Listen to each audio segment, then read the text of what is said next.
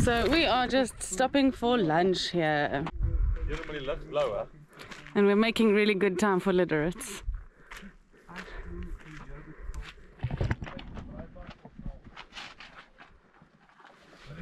Welcome to Namibia.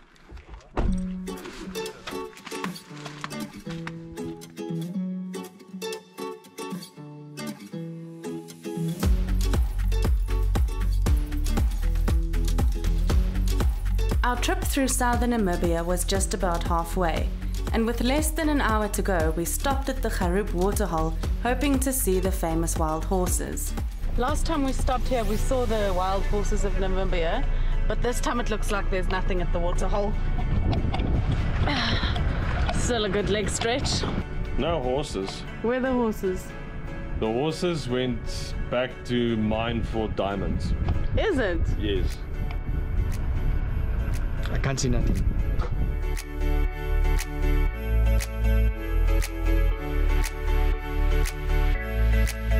Lüderitz Bay lies on one of the least hospitable coasts in Africa. It has been known to the Europeans since the Portuguese explorations in 1487. In the late 19th century, Namibia became Imperial Germany's first colony, and the town was named in the memory of the founder of German Southwest Africa, Adolf Luderitz. In 1909, Lüderitz enjoyed a sudden surge of prosperity after the discovery of diamonds nearby.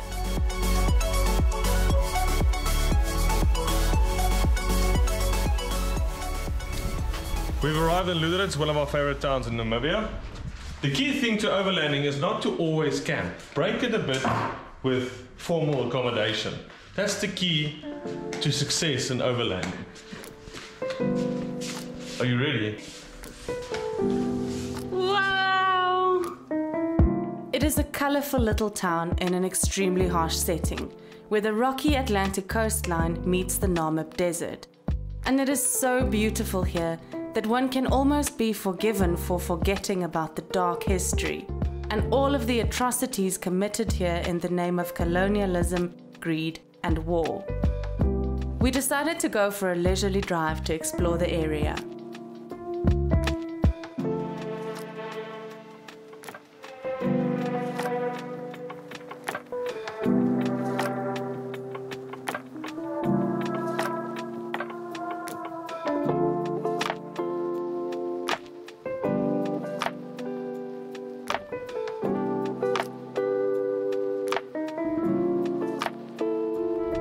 So Luderitz, or close to Lüderitz, is one of the first places where Bartolomeu Dias landed on the coast of Africa in this region.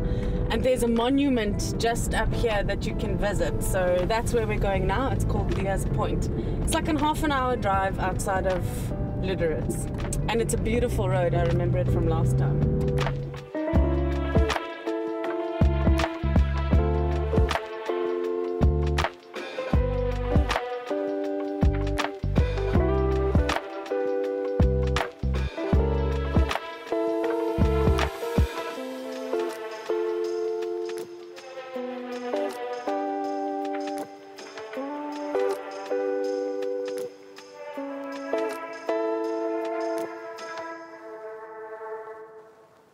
Luderitz to Dias Point. It's through some very strange landscape, looks like lunar landscape. I'm sure some movies were shot here. Nice smooth road there. We blew the tires down, but the road was nice and smooth. We're going to climb up to the Dias Cross now and have a look.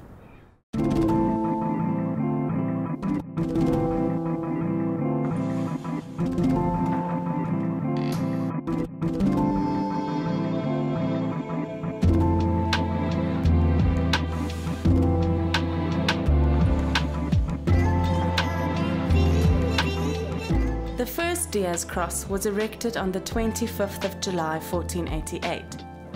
The stone beacon remained undamaged except for the slow toll taken by the wind, sand, and the Atlantic Ocean. It served as a landmark for sailors and explorers for more than 4 centuries. Sadly, in 1925, the cross was found uprooted and broken. But with the help of small fragments and sketches by seafarers, this replica was created and erected on the original site in 1988. exactly 500 years after the original. Good morning, sunshine. Good morning. Did you sleep well? Like a baby. With a view like that, Yo. can't help to sleep well.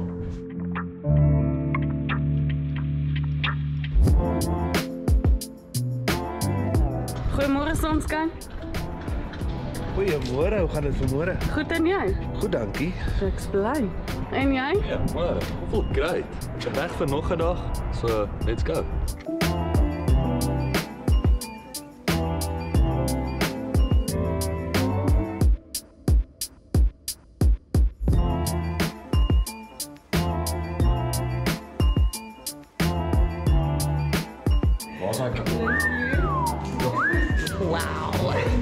Is mooi. Lekker goed. Homeward. There you go. Where am I supposed to put all that? Oh my goodness.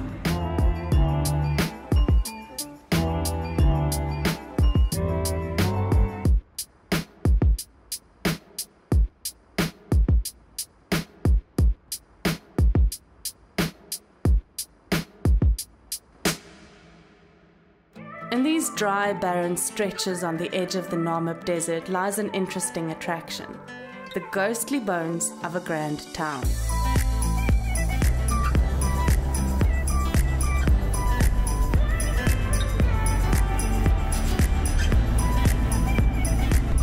We have just arrived at Kolmanskop. It is an old mining town that got deserted.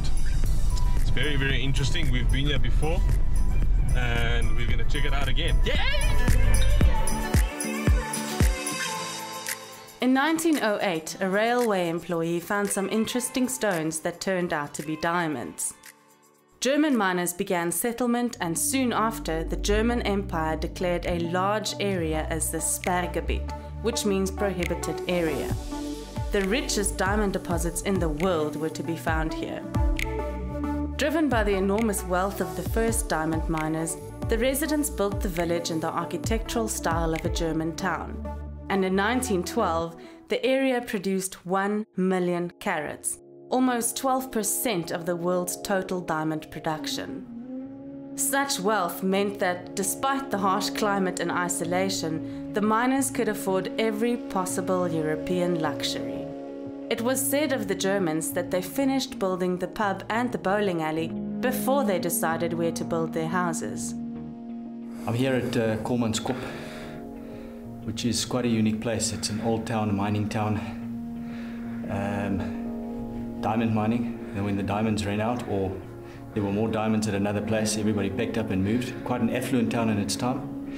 But what's very interesting for me is to see how the desert is just taking it back again. There's just beautiful pictures of the sand inside the rooms, but one can imagine what it must have been like here in its heyday.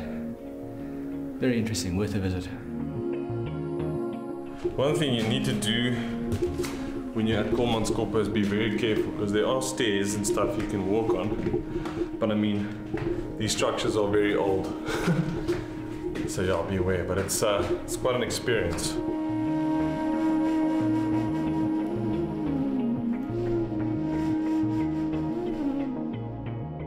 I think this might have been the teacher's house. It says Literate on the front. I think it means teacher. And this is what it looks like when the desert takes back something. I think that that's supposed to be the second floor. So this was a hospital. They also built a school, a power station, a theatre, a casino, and the first X-ray station in the Southern Hemisphere. Look, if something in this town is going to be haunted, it's going to be the hospital, because I'm sure it's the one place where you're guaranteed of a death.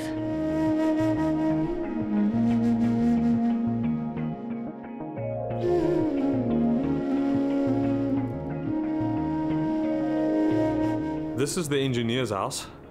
It's quite an interesting one. The rooms are divided in weird ways, but this stretch behind the town is what they used to call Billionaires Alley. So all the influential people used to stay here. Strange concept to think someone lived in this kind of luxury. In the desert, there's nothing here. They had to bring in water all the way from the ocean, and then they desalinated it.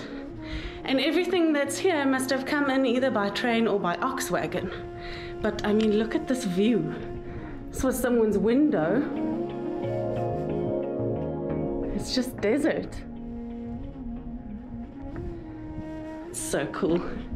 Dion, wat denk je? It's awesome. Rarig, it's stunning. Skrikwekkend. In its heyday, the town looked very different.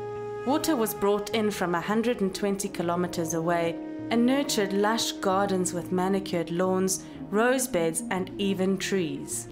The First World War interrupted operations, and by the early 1930s, production was in decline anyway. Hastening the town's demise was the 1928 discovery of the richest diamond-bearing deposits ever known, just 270 kilometers south of Kolmanskop. Many of the town's inhabitants joined the rush to the south, leaving their homes and possessions behind, and the last 3 families finally deserted the town in 1956. This building definitely seems more dilapidated. It's not got the same building quality as the rest. It looks like it's some kind of a wood, like a temporary building. But it's pretty cool. I'm assuming that these were doorways. Let's see if I can still make it.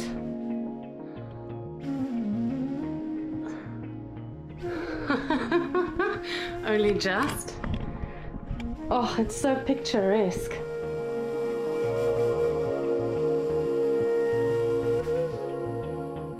And it's so peaceful.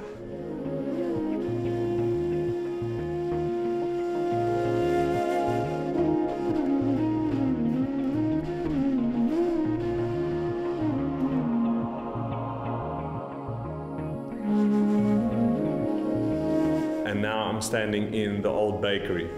And the reason I know that is the signs outside say Bakkerij, and it's very close to Afrikaans.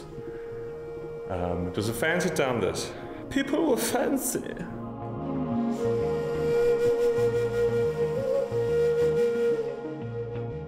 So this was the ice factory. So they made the ice here, and you would get 1 block of ice every day, and the fridges looked like this. So you put your ice in there, and you've got a little space for all your things you need to keep cool. I imagine things like milk, meat, and this is where the ice was made.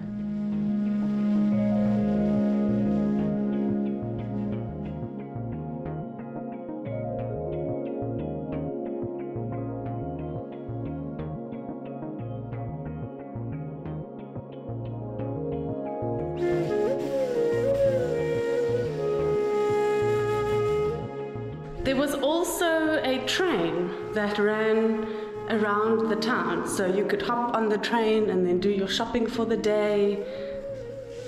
It's such a strange concept.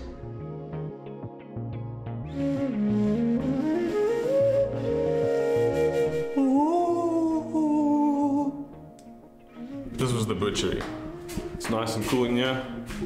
As you can see here, quite thick doors. It was built in a way to keep all the meat cold.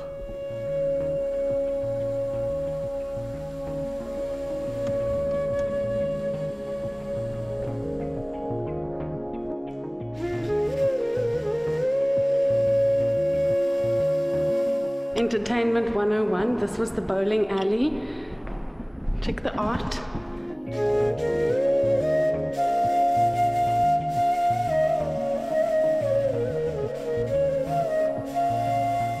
There's some balls, pins. And this, I'm sure, is the bar where many, many, many secrets were spilled.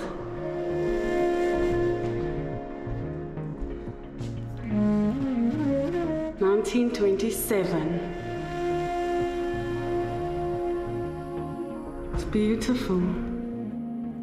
How was that?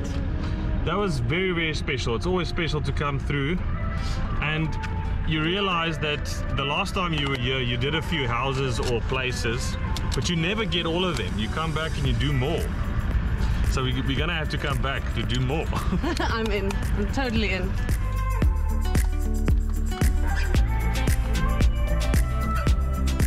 That's it. Goodbye, Literate.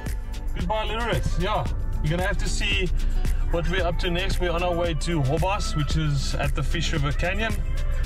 I'm looking forward to that. Me too. Yeah. Okay, bye! Bye!